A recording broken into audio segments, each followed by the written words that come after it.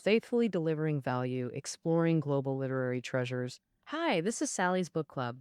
Today we're exploring the book Gulliver's Travels, a classic satirical novel in episodic adventure format. The titular Gulliver is our protagonist's name. His fantastical journeys through lands like Lilliput, with thumb-sized people, and Brobdingnag, where rats tower over humans. From floating sky islands to talking horses in England, these imaginative satires became instant classics when first published in 1726. Translated into dozens of languages over 3 centuries, its global influence persists. In China, it's listed as required youth reading, often perceived as children's literature. But this work transcends mere fairy tales. Why?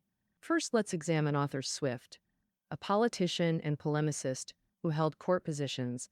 After his Tory party fell from power, he retreated to Ireland, advocating for Irish rights while writing this seminal work. Swift channeled his political experiences into the narrative. Thus, beneath the absurd adventures lies serious socio-political commentary. The novel's critiques provoked England's elite. Publishers sanitized controversial content, preserving only surface-level adventures. Thus, it spread globally as childhood literature. And why does this story hold classic status? The answer lies in the original text. Divided into 4 voyages chronicling Gulliver's maritime adventures, let's begin with the first voyage's departure. Swift wrote during Europe's Age of Reason dominance. In the 17th century, Descartes proclaimed, "I think, therefore I am," to celebrate human rationality, advocating science over superstition. This ushered Europe into a new age of reason, breaking free from medieval ignorance. In this rational kingdom, Europeans saw themselves as superior beings of logic and culture, the creme de la creme of civilization. Gulliver embarked on his voyage imbued with Enlightenment ideals. Originally a ship's surgeon, Gulliver was shipwrecked by cruel fate and stranded on a bizarre island during one voyage. This island, called Lilliput, where everything scaled to 1/12 normal size, became known as the land of small people. Swift maintained scrupulous 1:12 proportions in all Lilliputian descriptions. Their mathematicians calculated Gulliver's food intake equaled 1,728 Lilliputians.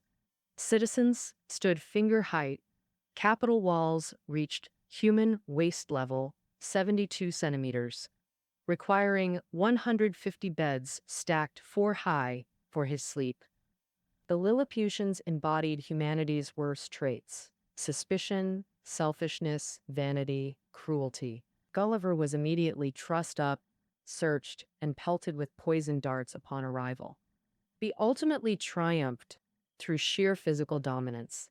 His urination doused palace flames, earned royal trust, until framed for noblewoman affairs under their constitutional monarchy, mirroring Britain's, 2 parties alternated power, high heelers versus low heelers. Political factions distinguished solely by shoe height. This was Swift's unabashed satire of British partisan politics. Britain's 17th century Glorious Revolution established constitutional monarchy as democratic exemplar. The reality revealed near reshuffling of power among elites. Whigs and Tories shared no fundamental ideological differences. Their constant power struggles served no political ideals, pure opportunism worsening public welfare. Lilliput's official selection required rope dancing skills. Higher jumps meant higher ranks, with constant practice to please the monarch. This absurd system mocked British officials' incompetence and sycophancy. The king appeared majestic, yet stood nearly a fingernail taller than subjects. But this ambitious, cruel ruler, obsessed with expansion, mirrored British imperialism. Across the sea lay Blefuscu, another micro-kingdom clearly representing France. These nations feuded over which end to crack eggs, big or small. This trivial dispute caused endless wars draining both kingdoms. Returning to Gulliver, despite physical superiority, constant scheming defeated him. Disillusioned, he fled home, ending his first adventure. Yet in Lilliput, Gulliver's ego ballooned immensely. His giant stature and enlightened rationality made him feel superior. As an Englishman, his worldview grew more arrogant than ever. The political critique here remained allegorical, but Brobdingnag, Land of Giants, would challenge his ideologies. Gulliver's second voyage reversed scales, now himself miniature. Swift maintained meticulous detail. Giants appeared grotesque with cratered skin. When first encountering giants, their pores seemed monstrous caverns, and every skin imperfection magnified repulsively in this inverted world. But rational thought revealed his microscopic perspective magnified their skin's texture. Gulliver drank from thimble-sized goblets, battled rodents, evaded eagles, and nearly died in a monkey's grasp, all demonstrating his miniature scale. These vivid details emphasize his extreme diminutive stature. His intellect and character proved equally dwarfed before the Brobdingnagians. Initially smug about British politics, Gulliver spent 5 days extolling constitutional monarchy, bicameral parliament, peerage systems, all detailed with patriotic fervor. The wise, peace-loving king meticulously documented everything. On the 6th day came devastating questions. Do sex influence judicial fairness? How prevents peerage corruption? These exposed British systemic hypocrisy, silencing Gulliver. Brobdingnag faced its own conflicts, monarch versus nobles versus people. The king's grandfather brokered tripartite accords, establishing civil militia and stable rule. Through royal admiration, Swift reveals this as his political ideal. Though flawed, over-reliant on monarchic virtue, this represented Swift's best conceivable governance model. Gulliver scorned this system, seeking redemption through weapon proposals. His cannon-making offer provoked royal wrath. The king thundered. His words were, "Inventors of such devices must be hellspawn, humanity's enemies." This moral condemnation shattered Gulliver's technological arrogance. The philosophical clash left our protagonist humiliated yet unchanged. Gulliver urged the king to seize absolute control over his subjects' lives and property, an offer met with moral revulsion. Through the king's rejection, Swift condemns warfare's inhumanity, while Gulliver deems the monarch short-sighted. Returning home, Gulliver's arrogance mutated, now seeing ordinary humans as Lilliputian scale inferiors. He sneered at servants and guests alike, fancying himself Brobdingnagian in perspective.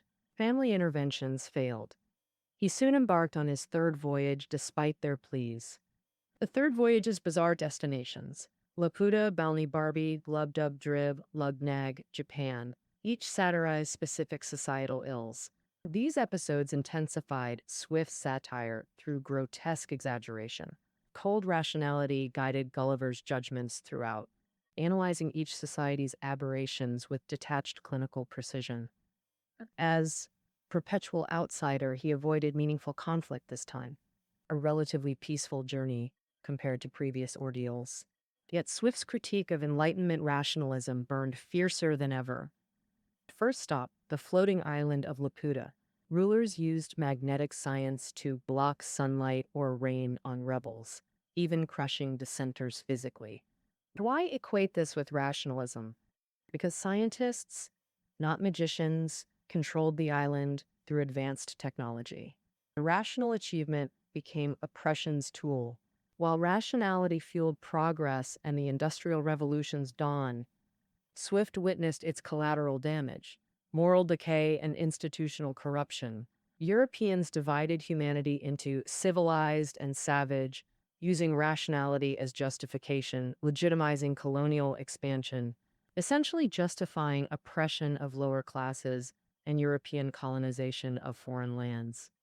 These civilizing missions brought calamity to ordinary people. Laputa epitomized this oppressive model. Defiant citizens built magnetic, limbed towers, disrupting the flying island's control systems. Popular ingenuity forced tyrannical concessions through technological subversion. This plotline honored Ireland's real-life struggles against British exploitation. Britain's 17th century occupation confiscated over half Irish farmland, stunting industrial growth. Reduced to potato-dependent paupers, the Irish faced engineered famine conditions. Britain's copper coin scam, £60,000 material minted as £100,000, plus currency, sparked final rebellion. Swift-led resistance successfully revoked the predatory policy. This rare victorious subplot brightens the novel's bleak worldview. Transitioning to Gulliver's Legato Academy visit, scholars pursued absurd experiments.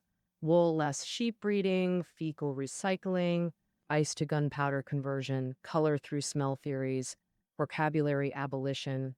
Rationalism's extreme became its own antithesis through such madness. Yet Gulliver embraced their research, blinded by rationalist dogma. He earnestly advised these absurd projects, never grasping Swift's satirical intent.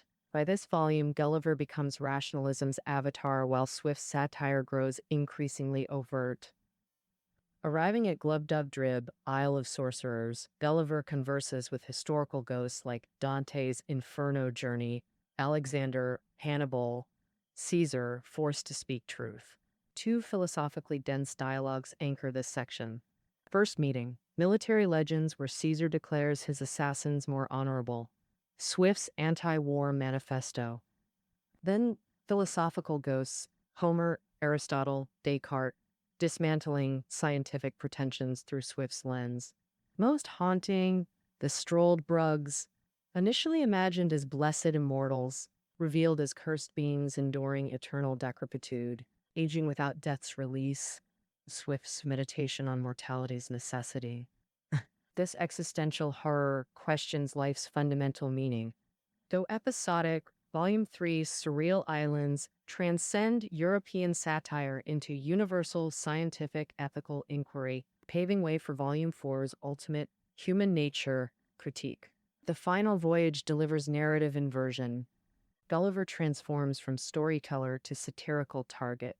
Embodiment of reason-human conflict. Land of Houyhnhnms, intelligent horses, Houye, country's etymological meaning, Houye, wisdom, plus horse breed. Equine rulers maintain purely rational society. Humanoid yahoos as bestial savages. This inverted hierarchy forms Swift's ultimate civilizational critique. The equine utopia's clinical perfection exposes humanity's inherent flaws. Each Houyhnhnm resembled Star Wars Jedi, supremely wise, impartial, just, while humans embodied cunning, sloth, stupidity, and depravity. In this realm, horses called humans yahoos, Swift's grotesque humanoid creations. Gulliver's first yahoo encounter, naked, clawed brutes attacking him beneath a tree. They encircled him, climbing branches to defecate downward, never recognizing shared humanity. Gulliver arrived steeped in pride from England, Lilliput, and Brobdingnag, until realizing his Yahoo kinship shattered all arrogance. Clothing initially masked his nature, earning equine tolerance. He clung to tattered garments like psychological armor. A midnight exposure revealed his half-naked truth to the Houyhnhnms. Judged as civilized Yahoo variant, his worst nightmare confirmed. Denial crumbled when a female Yahoo assaulted his pale flesh during bathing. This trauma destroyed his human self-image completely. Stripped of pride, he raged against British colonialism to the horses.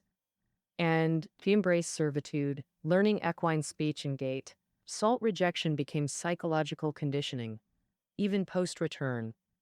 His adopted trot and herbivorous diet marked total assimilation. The ultimate rational society exposed humanity as irredeemable beasts. Gulliver became Swift's ultimate unreliable narrator, broken by truth. Gulliver's complete domestication in Houyhnhnmland inverts Defoe's Robinson Crusoe colonial narrative, where Crusoe conquered wilderness through technology and enslaved Friday. Gulliver becomes the colonized.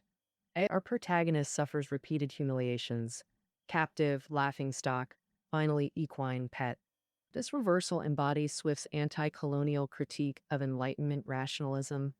Britain's civilizing missions masked global exploitation. source of national pride becoming others' nightmare.